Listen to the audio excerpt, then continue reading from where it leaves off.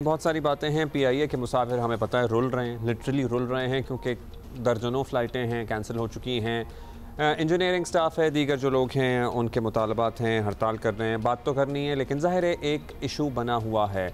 अब इंजीनियर्स का ये मानना है कि हम बाहिफाजत मुसाफिरों को पहुँचाना चाहते हैं और पीआईए की इंतज़ामिया किसी भी सूरत मुसाफिरों को पहुँचाना चाहती है। We do not have spare parts. ये हमें प्रेशराइज़ करते हैं कि हम किसी भी तरह जहाज़ चलाएँ और हम ये नहीं कर सकते। मज़ीद शदीद माली बहरान का शिकार कौमी एयरलाइन इन दिनों इंतज़ामी लिहाज से भी शदीद मुश्किलात का शिकार है। पीआईए इंतज़ामिया और एयरक्राफ्ट इंजीनियर्स के दरमियान चलने वाला तनाज़ा ख़त्म होने के बजाय मज़ीद बढ़ता जा रहा है। मतलब बहुत सारी कहानियाँ। विंड स्क्रीन की एक हमने कहानी सुनी, एक जहाज़ की टूट गई थी, अपेरेंटली नहीं लगनी चाहिए थी, लेकिन दूसरे से उतार के, मतलब लिटरली जुगाड़। कौमी एयरलाइन की मजदूर यूनियन ए लीग और ऑफिसर्स एसोसिएशन ने भी कल एयरक्राफ्ट इंजीनियर्स की हिमायत का ऐलान कर दिया है, जिससे मामलात मजीद उलझते जा रहे हैं। मौजूदा सूरत हाल का नुकसान ज़ाहिर है पहले ही मुश्किलात का शिकार पीआईए को हो रहा है। आपको पता है इसकी ऑक्शन कितना मसला बनी हुई है। साथ ही हज़ारों मुसाफिर रुल रहे हैं। 6 रोज़ से पीआईए का फ़्लाइट ऑपरेशन बुरी तरह मुतासर हो रहा है। अब तक दर्जनों, बल्कि यूँ कहिए अब तो वैसे सैकड़ों हो गई हैं, परवाज़ें मनसूख हो गई हैं। Today is the 7th day. PIA निजी एयरलाइंस के इंजीनियर्स की मदद से ऑपरेशन बहाल रखने की कोशिश कर रही है, लेकिन ज़ाहिर है कि ये मसले का मुस्तकिल हल नहीं है। इससे मामलात एक हद तक ही संभाले जा सकते हैं। पीआईए इंतज़ामिया और इंजीनियर्स के दरमियान मामलात जल्द ना हुए तो पूरा निज़ाम तहस नहस वैसे हो चुका है, अब मज़ीद क्या रह गया, हो जाएगा। और एयरक्राफ्ट इंजीनियर्स का मौक़िफ़ अब सुनिए। वो कहते हैं कि इंतज़ामिया ने तनख्वाहों, अलाउंसेस और स्ट्रक्चर से मुताल्लिक़ वादे पूरे नहीं किए। तशवीश की बात यह है कि जुमेरात को कौमी एयरलाइन की लाहौर से जद्दा की परवाज़ 34,000 फुट की बुलंदी पर पुरस्रार तौर पर विंड स्क्रीन ब्रेकेज का शिकार हो गई। इस दौरान परवाज़ जो थी, जहाज़ में 344 मुसाफिर सवार थे, जिसके नतीजे में पायलट को कराची पर टेक्निकल लैंडिंग करना पड़ी। बाद में विंड स्क्रीन मरम्मत करके परवाज़ जद्दा रवाना कर दी गई। मुतासरा तैयारे में नई विंड स्क्रीन के बजाय एक ग्राउंड तैयारे पर लगी हुई पुरानी विंड स्क्रीन लगाकर इस्तेमाल की गई। पुरानी विंडशील्ड की मजबूती के लिए हाई स्पीड टेप का इस्तेमाल करके जहाज़ को परवाज़ के काबिल बनाया गया। टेपें लग रही हैं विंड स्क्रीनों पर, मगर कौमी एयरलाइन के बोइंग 777 तैयारे की विंडशील्ड एक बार फिर टूट गई। तैयारा जद्दा एयरपोर्ट पर ग्राउंड कर दिया गया। ज़रा ये बता रहे हैं कि तैयारों की बदहाली और स्पेयर पार्ट्स नहीं है ना, है ही नहीं स्पेयर पार्ट्स। ना होने से मुताल्लिक़ इंजीनियर्स के खदशात दुरुस्त साबित हो रहे हैं। मतलब इंतज़ामिया कहती है अलाउंसेस वाला मामला है, लेकिन इंजीनियर्स ये कहते हैं कि ठीक है वो मामला होगा, लेकिन हमें ये फोर्स करते हैं कि हम तैयारे को किसी भी हालत में उड़ाएँ, उड़ने के काबिल बनाएं। When we do not have spare parts, हम बाहिफाजत मुसाफिरों को एक मंजिल से, एक मकाम से दूसरी मकाम या उनकी मंजिल तक पहुंचाने की ज़िम्मेदारी नहीं ले सकते। सो ये कैसे मामला हल होगा, ये हम समझने की कोशिश करते हैं। तारिक अबुल हसन हमारे साथ ही मौजूद हैं। तारिक, बताइएगा, ये जो स्पेयर पार्ट्स वाला मामला है, ये एक्चुअली क्या है? ये अलाउंसेस और तनख्वाहों का इशू है, या एक्चुअली इंजीनियरिंग का ये कंसर्न है कि हमें पुश करते हैं, फोर्स करते हैं, प्रेशराइज करते हैं कि हम किसी भी तरह तैयारे को उड़ने के काबिल बनाएं when we do not have parts for it? जी, मैं पहले दो बातों की वजाहत थोड़ा सा चाहूँगा, इसलिए कि जो फ़्लाइट कल जद्दा एयरपोर्ट के ऊपर विंड स्क्रीन क्रैक होने का मामला हुआ था, उसके अंदर तकरीबन 3 घंटे ये तैयारा वहाँ पर ग्राउंड रहा और उसके बाद ये तैयारा जो है वो वहाँ से उड़ान भरी और पैसेंजर्स को लेकर लाहौर पहुँच गया है। लेकिन इस हवाले से कुछ सवालात हैं और जो तैयारे को फ़्लाइट के लिए क्लियरेंस दी गई है, उस हवाले से कुछ मशकूक काम किए गए हैं। हमने इस हवाले से एक सवालनामा पीआईए के तर्जुमान को भेजा है कि तैयारा किस तरीके से जो है वह सर्विसेबल किया गया, जबकि पायलट ने ये रिपोर्ट किया था कि विंड शील्ड जो है उसके ऊपर क्रैक आया है। तो बहरहाल हम इंतज़ार करेंगे कि पीआईए का तर्जुमान इस बारे में क्या वजाहत करते हैं। थोड़ा सा बैकग्राउंड है, ये मामला तकरीबन 4-5 साल से चल रहा है। उस वक्त से जब पीआईए में बाहर से यानी डेपुटेशन के ऊपर इंतज़ामिया को लाया गया, उस वक्त से एक खिंचाव की कैफियत है इंतज़ामिया और पीआईए मुलाजमीन के दरमियान। बाहर से आने वाली जो इंतज़ामिया है वो अपनी रिट कायम करना चाहती है, उस सिलसिले में कुछ इक़दाम किए हैं, और दूसरी तरफ पीआईए के जो मुलाजमीन हैं, जिसमें पायलट्स और एयरक्राफ्ट इंजीनियर्स भी शामिल हैं, इन्हें वो इक़दाम अपने ख़िलाफ़ लगते हैं। तो ये एक सूरत हाल चली आ रही है जो कि अभी नहज तमाशे पहुँच गई है।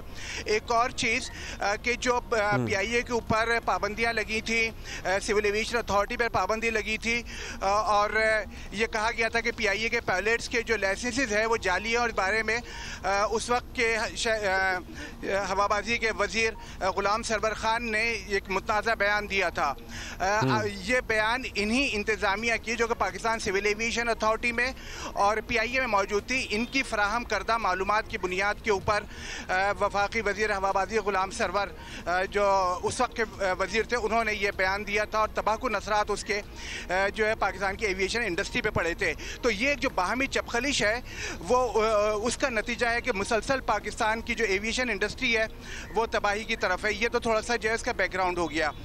एक और चीज़ ये कि PIA इस साल भी PIA ने ऐलान किया है कि उसको पहली छमाही में कई अरब रुपए का फ़ायदा हुआ है, तकरीबन 6 अरब रुपए का खालिस मुनाफा है। तो एक तरफ तो हम PIA इंतज़ामिया की ये कारकर्दगी देखते हैं, दूसरी तरफ हम ये देख रहे हैं कि मुसलसल PIA का जो फ्लीट है वो कम होता जा रहा है और उसकी बुनियादी वजह तैयारों में फ़नी ख़राबी, तैयारों के इंजन ना होना और स्पेयर पार्ट्स की जो है बर वक्त फराहमी ये तो नहीं अभी है।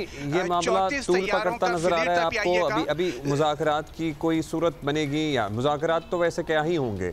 अब इंजीनियर्स को क्या स्पेयर पार्ट्स फराहम किए जाएंगे? ये मामला कैसे हल होगा? जी मैं थोड़ी सी अपनी बात मुकम्मल कर लूँ कि ये 34-33 तैयारे थे PIA के, जो अब कम होते होते 14 रह गए हैं और इनमें से भी जो है वो कम हो रहे हैं। तो ये एक सवालिया निशान है कि एक तरफ आप ज़्यादा आमदनी की बात कर रहे हैं और दूसरी तरफ आपके तैयारे जो है मुसलसल ग्राउंड हो रहे हैं। इस वक्त पूरी सूरत हाल का अफसोसनाक पहलू एक ये भी है कि ना तो अभी तक हुकूमत ने मदाखलत की इस मामले के अंदर, ना मिनिस्ट्री ने की है और ना ही PIA इंतज़ामिया और एयरक्राफ्ट इंजीनियर्स के दरमियान कोई मज़ाकरात शुरू हुए हैं या कोई एयरक्राफ्ट इंजीनियर्स और PIA इंतजामिया के दरमियान मुज़ाकरात नहीं शुरू हो सके। इस पे हम हमारे साथ ही रहेगा तारिक अबुल हसन और आप भी बल्कि सुनिएगा। अब्दुल्ला हफीज़ खान साहब हमारे ज्वाइन कर रहे हैं जो तर्जुमान हैं PIA के। अब्दुल्ला साहब शुक्रिया, आपने वक्त दिया। हम आपका मौक़िफ़ सर्टनली सबसे पहले तो लेंगे कि आपकी कोई बातचीत हो रही थी, हो रही है, और ये जो विंडस्क्रीन वाला मामला है ये खासा टेरिफाइंग है। मतलब इवन टू रिपोर्ट, हम तो मोहतात होते हैं कोई भी बात करने से, क्योंकि आपको पता है लोगों में भी ये खौफ व हिरास आता है, फिर हमारा अपना इमेज क्या जाता है, हमारी अपनी एयरलाइन का इमेज क्या जाता है। सो मतलब we all own PIA and then we things that we get to know about it and then we also have to report it. ये बड़ा एम्बैरेसिंग होता है। बहुत शुक्रिया Abdullah, it's always a pleasure to talk to you. देखिए, मैं 2-3 चीज़ों की तस्वीर में शुरू ही कर देना चाहता हूँ, बिकॉज जिस तरीके की कॉन्वर्सेशन अभी थोड़ी देर पहले हो रही थी, दादो शुमार टेढ़े मेढ़े पेश करके कि जी 24 तैयार 11 पे रह गए, 12 पे रह गए, इस तरह की कोई बात नहीं। आज 18 जहाज जो हैं वो PIA के फ्लाई कर रहे हैं, 2 जो हैं वो परमानेंटली मेंटेनेंस के अंदर है, बाकी स्टोरेज के अंदर है। जिस तरीके से आपका नेटवर्क बढ़ेगा, तैयारों की तादाद में इजाफा होता जाएगा, नंबर 1। नंबर 2 ये कि गुज़श्ता रात जिस तरीके से ये खबर चलाई गई कि जी क्रैक हो गया और तीसरा जो शीशा जो है वो बिल्कुल चकनाचूर हो गया और उसके बाद ये हो गया।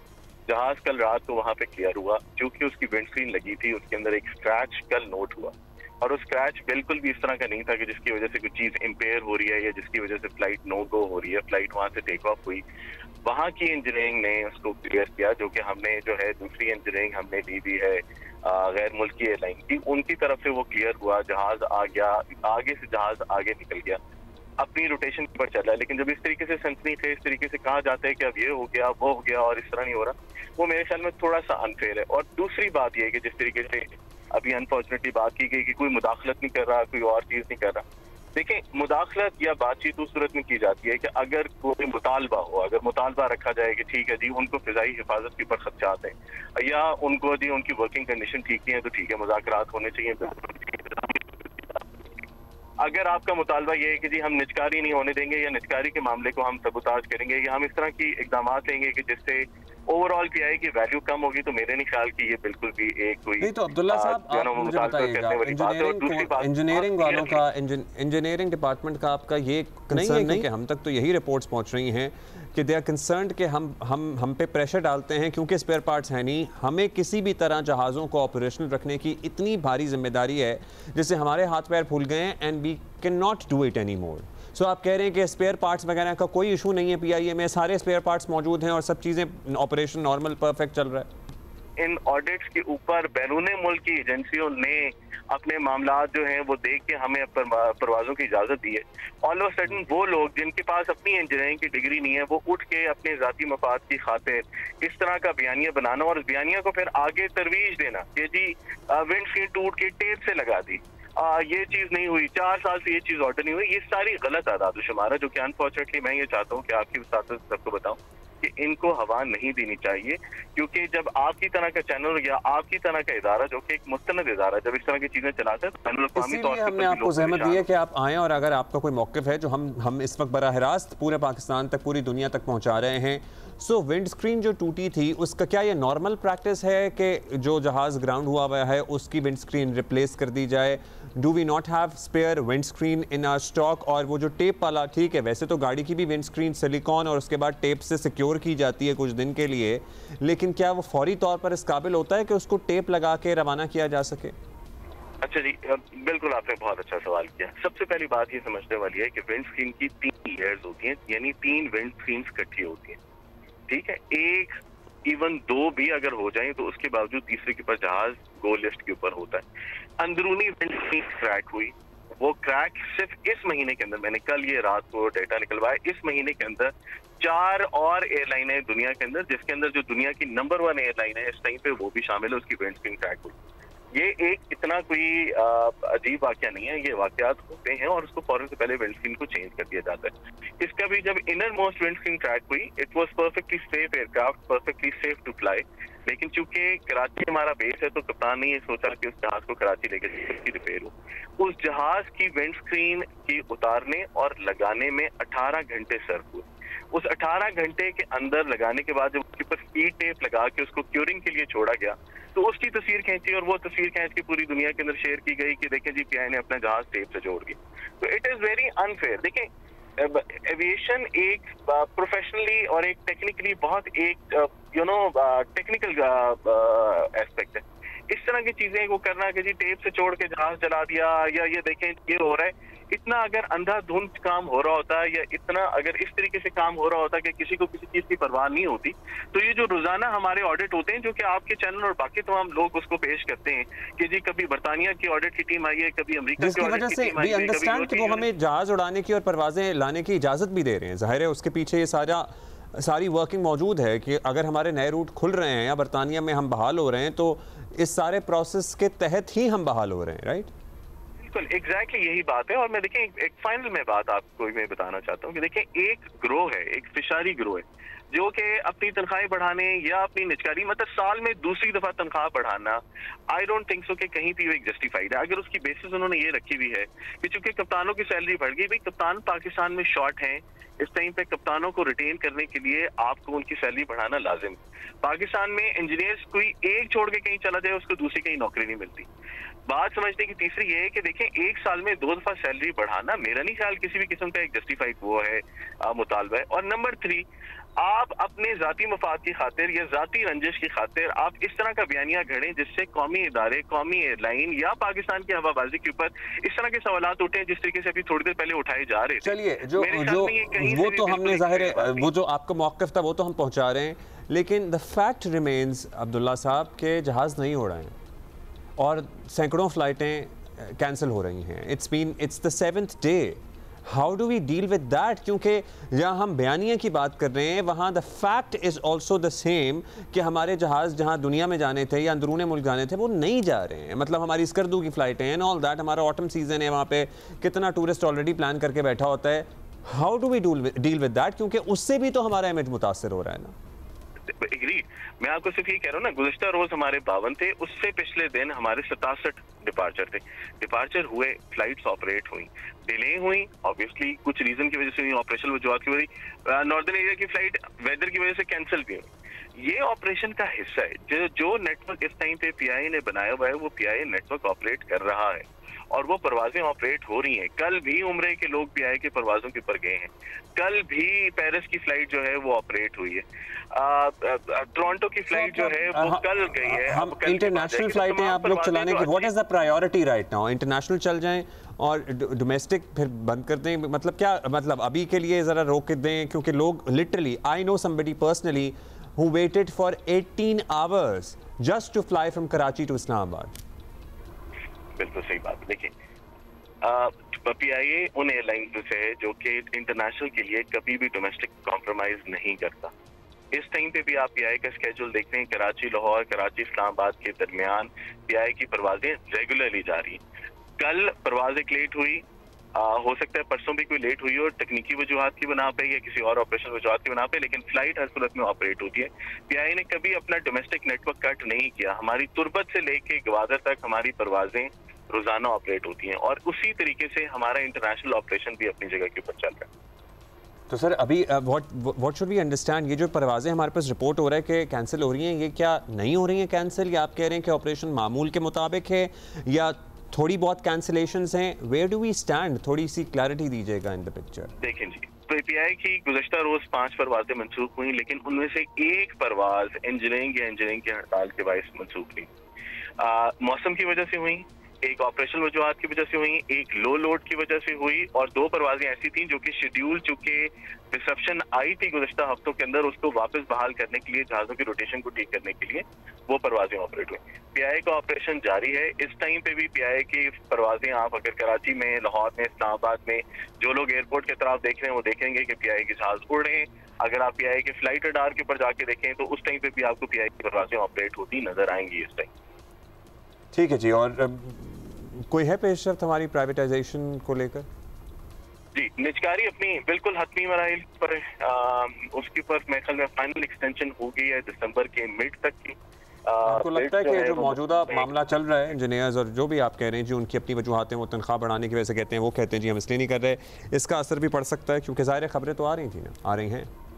बिल्कुल पढ़ सकते हैं, और यही मैं गुज़श्ता रोज से मैं सबको समझाने की मैं कोशिश कर रहा हूँ कि देखें, इस टाइम पे PIA बिकने के करीब है और सबकी गुंज होनी चाहिए, कोशिश होनी चाहिए कि PIA की अच्छी से अच्छी बेट आए, जिसका फायदा ऑब्वियसली हुकूमत पाकिस्तान या पाकिस्तान की आवाम को होगा। जब इस तरह की चीजें फैलाई जाती हैं, इस तरह की बदनामी की जाती है, तो ये एक साजिश भी हो सकती है PIA की प्राइस कम करवाने के लिए या PIA की बिड वैल्यू कम कराने के लिए। ऑल राइट, सो फिर साजिश में तो बहुत सारे पहलू आ सकते हैं, लेकिन जाहिर है बड़ी तवील डिस्कशन हो जाएगी। Thank you. अब्दुल्ला हफीज़ खान साहब हमारे साथ मौजूद थे। थैंक यू तारिक अबुल हसन हमारे साथ मौजूद थे।